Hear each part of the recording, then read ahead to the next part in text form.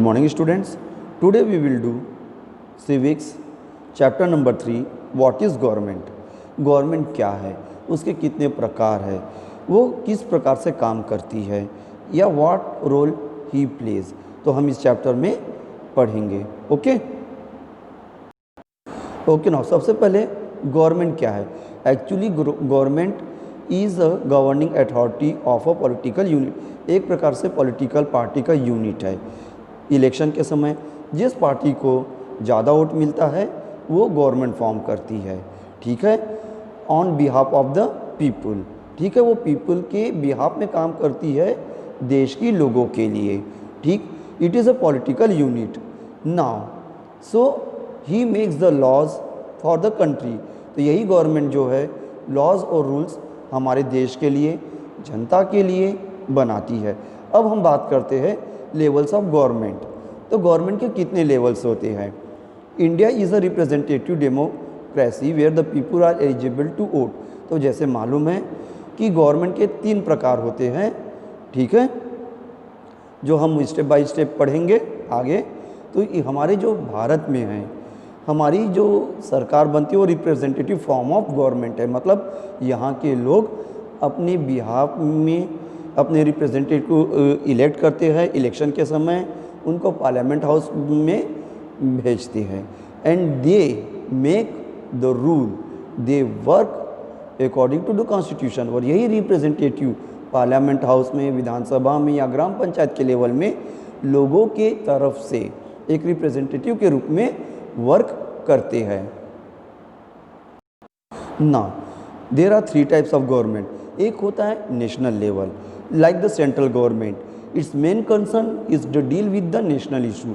जो हमारी national level की गवर्नमेंट होती है, जिसे हम सेंट्रल गवर्नमेंट भी कहते हैं, जिसमें हमारे प्राइम मिनिस्टर्स और अदर ग्रुप ऑफ मिनिस्टर्स होते हैं, उनका काम नेशनल लेवल के इश्यूज़ को सॉल्व आउट करना, ठीक है। जैसे रिसेंटली एक एग्जांपल मैं आपको दे रहा हूँ, इंडिया और चाइना में, ठीक है, LAC line of actual control को लेके जो अभी प्रॉब्लम क्रिएट हुई थी, उसको सॉर्ट आउट करने की जिम्मेदारी हमारे सेंट्रल गवर्नमेंट को थी, ठीक है, जिसे हम नेशनल लेवल की गवर्नमेंट कहते हैं। उसके बाद आता है state level. Okay now state level is concern with the state problem. तो जो हमारी स्टेट गवर्नमेंट है, जैसे हमारे एक एग्जांपल है छत्तीसगढ़, हमारे छत्तीसगढ़ में कांग्रेस की सरकार है, तो उसका जो राइट्स है वो स्टेट तक के ही है। तो स्टेट्स की जितनी भी प्रॉब्लम होगी, चाहे वो आपकी ग्राम पंचायत लेवल की हो, चाहे वो स्टेट लेवल की हो, उसको सॉर्ट आउट करने की प्रॉब्लम हमारे स्टेट गवर्नमेंट को है, ठीक है। Now the third form of government is local government. Local government is deal with like the gram panchayat, municipal corporation. तो लोकल गवर्नमेंट में क्या आते हैं, लोकल गवर्नमेंट में आते हैं हमारे ग्राम पंचायत हो गए, म्यूनसिपल कॉर्पोरेशंस हो गए। तो ये डील करते हैं अपने लोकल, जो वही के स्थानीय प्रॉब्लम रहती है। जैसे गांव की कोई अगर समस्या है तो वो स्टेट लेवल या नेशनल लेवल तक के नहीं जाएगा, वो जाएगा आपके ग्राम पंचायत में सरपंच के पास, he is the head. Now अभी हमने आपको 3 लेवल्स ऑफ गवर्नमेंट पढ़े। तो गवर्नमेंट के भी कई प्रकार होते हैं। तो टाइप्स ऑफ गवर्नमेंट, तो गवर्नमेंट के कितने प्रकार होते हैं, अब हम ये पढ़ते हैं। Government can be classified into the several types, some of them are commonly. तो उसमें से कुछ है democratic form, monarchies form, okay. तो कुछ होते हैं डेमोक्रेटिक फॉर्म और कुछ होते हैं monarchies. Now let's we discuss on this topic. Now democracy, it is a form of government run by the elected representative. तो जैसे मैंने बताया, एक एग्जांपल ले लेते हैं हम फिर से, Bharat, India, our country, it is a democratic country. Why? Because the people are free to elect their representative. तो इसे हम कहते हैं डेमोक्रेसी और डेमोक्रेटिक गवर्नमेंट। मतलब कि हमारे जो भारत के लोग हैं वो स्वतंत्र है इलेक्शन के समय अपनी इच्छा से अपने रिप्रेजेंटेटिव को इलेक्ट करने का। तो हम यहाँ पे अपने रिप्रेजेंटेटिव को या अपनी गवर्नमेंट खुद हम इलेक्ट करते हैं। Now let's we come to the monarchy. A monarchy refers to the rule by the king और क्वीन। तो मोनार्ची मतलब एक हेरिडिटी टाइप की है, जिसमें किसी एक देश में राजा या वहाँ के रानी का अधिकार या रूल होता हो। जैसे हम एक एग्जांपल लेते इंग्लैंड, ओके, कुछ सालों पहले आज से फ्रांस में भी वही सिस्टम था, किंग और क्वीन का ये हेरिडिटी होती थी कि जो सत्ता थी या जो रूलिंग पावर थी एक पीढ़ी से दूसरे पीढ़ी मतलब एक जनरेशन को से दूसरे जनरेशन को ट्रांसफ़र कर दी जाती थी। People are not suppose to elect their own representative. तो इस फॉर्म ऑफ गवर्नमेंट में पीपल जो थे या जो जनता थी वो अपने रिप्रेजेंटेटिव को खुद इलेक्ट नहीं कर सकती थी। Now let's we come to the representative. This type democracy in which citizen delegate authority to their elected representative, मतलब कि रिप्रेजेंटेटिव फॉर्म ऑफ डेमोक्रेसी। तो इसमें एक हम एग्जाम्पल जो था वो भारत का लेके मैंने आपको बताया था, इंडिया का लिया था कि हम अपने रिप्रेजेंटेटिव को इलेक्ट करके उनको पार्लियामेंट हाउस में और विधानसभा में अपने बिहाफ में भेजते हैं रूल करने के लिए। ठीक है, हम यहाँ पे अपनी इच्छा से अपनी गवर्नमेंट को या अपने रिप्रेजेंटेटिव को खुद इलेक्ट करते हैं। Okay, now some topics. Women suffrages, what do you mean by it? Okay, right now in many countries, okay, some of the countries like America, France, where women has no right to vote, okay, कुछ country ऐसी थी जो democratic ज़रूर थी परंतु उनमें भी ऐसा था कि वहाँ पे जो वुमेन्स थी उनको वोट देने का अधिकार नहीं था। ठीक है, but our country like India just after the freedom by the from the Britishers, हमारा देश जैसे ही भारत आज़ाद हुआ अंग्रेज़ों से तो हमने यहाँ पे अधिकतर जो थी डेमोक्रेटिक फॉर्म ऑफ गवर्नमेंट बनाई, सबको समानता का अधिकार दिया। ठीक है, चाहे वो वुमेन हो, मेन हो, चाहे वो किसी भी कास्ट या रिलीजन को हो, चाहे इकोनॉमिक बैकग्राउंड से वीक हो या स्ट्रांग हो। But some countries like the America where there is still racism, मतलब जातिवाद, रंग रूप को लेकर भेदभाव, या फ्रांस का एग्जांपल ले लीजिए जहाँ पे वुमेन्स को प्रॉपर्टी ओन करने का अधिकार नहीं था, वोट देने का अधिकार नहीं था। तो वहाँ पे एक आंदोलन रिवॉल्यूशन चलाया गया जिसके काफ़ी संघर्ष के बाद जिसमें वुमेन्स को एक अधिकार मिला पुरुष के बराबर कि वो भी वोट कर सकते हैं। Now franchise, privilege or the right officially granted to a person or a group of by government specially the constitution or the statutory rights to vote. Okay, now franchise मतलब ये जुड़ा हुआ है हमारे मतदान वोट देने के अधिकार से। तो हमारा भारत जैसे मैंने पहले बताया तो अंग्रेज़ों से आज़ाद होते ही यहाँ पे सबको समानता का अधिकार दे दिया गया था कि सब बराबर है, कॉन्स्टिट्यूशन के नज़र में इक्वल है। ठीक है, इक्वल राइट्स है, वोटिंग का इक्वल अधिकार है। ठीक है, but the some countries where like America और फ्रांस, ठीक है, यहाँ पे इस प्रकार के अधिकार नहीं थे जिसके लिए काफ़ी संघर्ष करना पड़ा और उसके बाद वोट करने का अधिकार मिला। तो ये जो भी अब जो है अधिकतर देशों में जो भी पर्सन 18 ईयर एंड एबव है, अधिकतर जो है 18 साल और उससे ऊपर के है, उन्हें वोटिंग का अधिकार मिला। उसे हम कहते हैं adult franchises. Okay, now why do we need a government? Each country need a government to make the important decision and function well. The decision may be economic, education or the social. हर एक country को एक government की ज़रूरत है। ठीक है, क्यों? Because the government is form by the a political unit. जैसे मैंने आपको पहले ही समझाया, जो गवर्नमेंट बनती है वो पॉलिटिकल यूनिट के द्वारा बनाई जाती है। जिस पार्टी को ज़्यादा वोट मिलता है इलेक्शन में वो गवर्नमेंट बनाती है। तो उस पॉलिटिकल यूनिट में सभी धर्म जाति के लोग रहते हैं, तो स्वाभाविक है उनके व्यू एक जैसे होने के कारण उनके बीच में इस प्रकार की कोई कॉन्फ्लिक्ट मतलब बहसबाजी नहीं होती किसी मुद्दों को लेके। तो गवर्नमेंट जो है इकोनॉमिक, एजुकेशन या सोशल से रिलेटेड इस पे वर्कआउट करती है। अगर गवर्नमेंट ना हो अगर किसी देश में तो क्या होगा? स्वाभाविक है, जैसे हम एक भारत का एग्जांपल लेते हैं, हमारे देश में अलग अलग विभिन्न जाति धर्म के लोग रहते हैं। तो यहाँ क्या होगा? गवर्नमेंट नहीं होने के कारण सभी के अपने अपने इश्यूज़ एराइज हो जाएंगे, चाहे वो हिंदू हो, मुस्लिम हो, सिख हो, और सब अपने अपने रिलीजन को, कास्ट को प्रमोट करने की कोशिश करेंगे, जिसका नतीजा क्या होगा? एक कॉन्फ्लिक्ट, वाद विवाद होगा, देश में अशांति होगी। तो इसलिए हमको गवर्नमेंट की ज़रूरत रहती है कि वो एक देश को एक यूनिटी में रखता है और उसमें जो भी इश्यूज़ रहते हैं उसको सॉल्व करने की वो कोशिश करता है। Government also takes care of the international boundaries and the relation with the other country.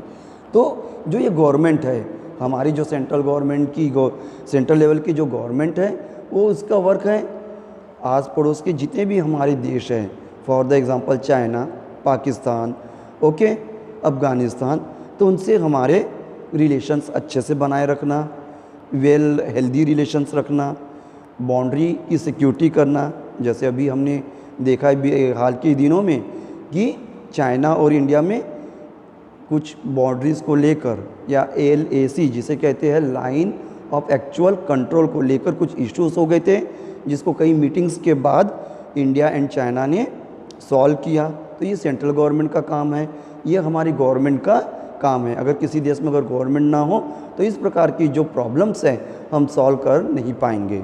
Okay,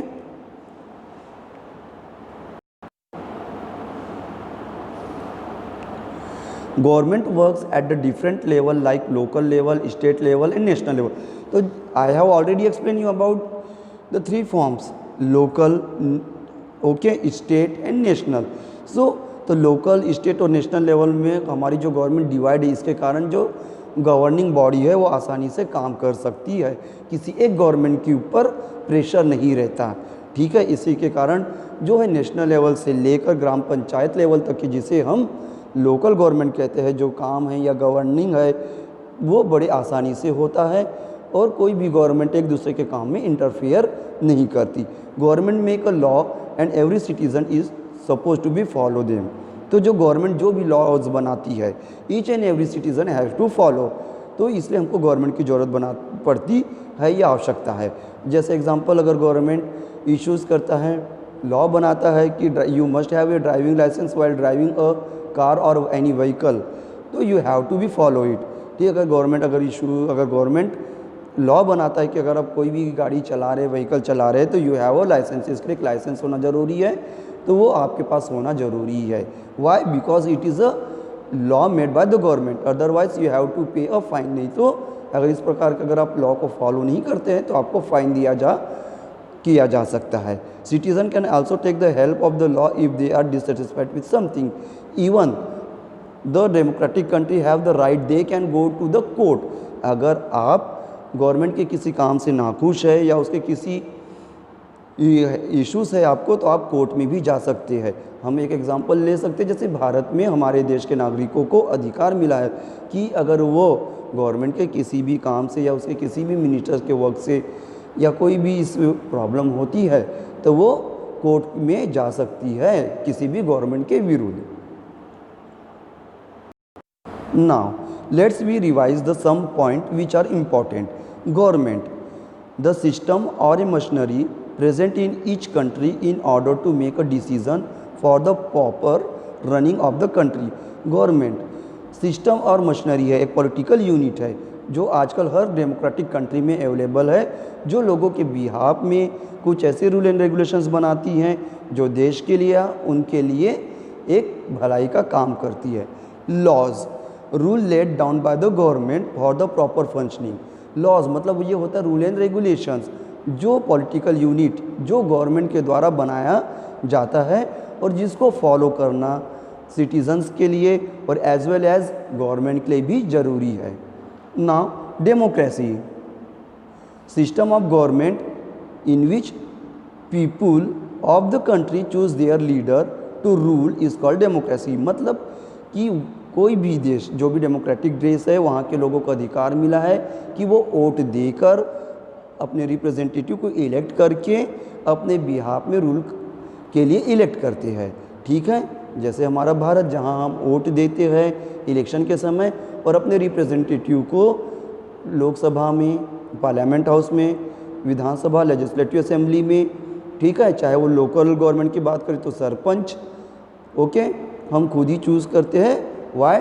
ताकि वो हमारे बिहाफ में हमारे लिए, देश की जनता के लिए अच्छे से डिसीजन ले। Monarchy, it is the form of government, not a government, it is the rule of a king or queen। तो जैसे मैंने आपको फ्रांस का या ब्रिटेन का एग्जांपल दे दिया था कि इसमें जो रूल होता है वो किसके द्वारा किया जाता है, एक राजा या रानी के द्वारा। और इसमें लोगों को उतना राइट्स नहीं मिला रहता कि वो उनके मैटर पर इंटरफेयर करे या वो खुद से अपने रिप्रेजेंटेटिव को इलेक्ट करे। क्यों? क्योंकि ऐसे जगहों पे राजा या रानी का रूल चलता है या उनकी पावर ज़्यादा रहती है, और ये जो रहता है वो ये पावर एक जनरेशन से दूसरे जनरेशन को ट्रांसफ़र किया जाता है।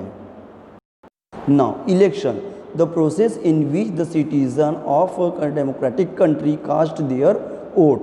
तो election the process in which एक प्रकार से माध्यम होता है जिसमें, ठीक है, जो देश के नागरिक होते हैं वो वोट देकर अपने रिप्रेजेंटेटिव को, अपने पसंदीदा रिप्रेजेंटेटिव को अपने बिहाफ में गवर्न करने के लिए चूज़ करते हैं या उनको नियुक्त करते हैं।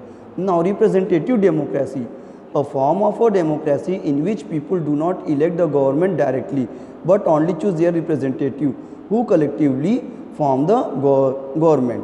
रिप्रेजेंटेटिव डेमोक्रेसी क्या होती है, थोड़ा देखिएगा, ध्यान दीजिए, ये थोड़ा डिफरेंट है, ठीक है। रिप्रेजेंटेटिव डेमोक्रेसी, तो इसमें देखिएगा हम क्या करते हैं, अ form of democracy in which people do not elect the government. इसमें हमको गवर्नमेंट इलेक्ट करने का अधिकार नहीं है। हम क्या करते हैं, आपने देखा होगा इलेक्शन के समय बहुत सी पॉलिटिकल पार्टी अपने अपने कैंडिडेट को चुनाव के समय में अपॉइंट करती है, और जिस पार्टी के कैंडिडेट को सबसे ज़्यादा वोट मिलता है, लास्ट में पूरी काउंटिंग होती है, और जिस पार्टी के सबसे ज़्यादा मेंबर जीत के आते हैं वो रिप्रेजेंटेटिव कहलाते हैं।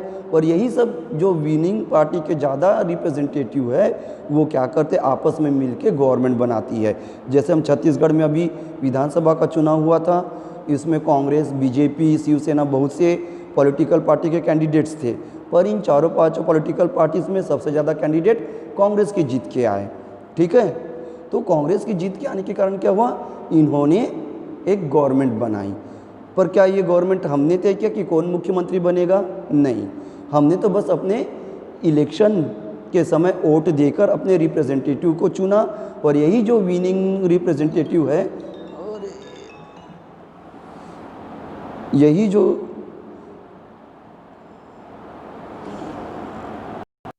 और यही जो विनिंग रिप्रेजेंटेटिव रहते हैं वो क्या करते, आपस में मिलकर गवर्नमेंट बनाते। इसी को कहते हैं रिप्रेजेंटेटिव डेमोक्रेसी।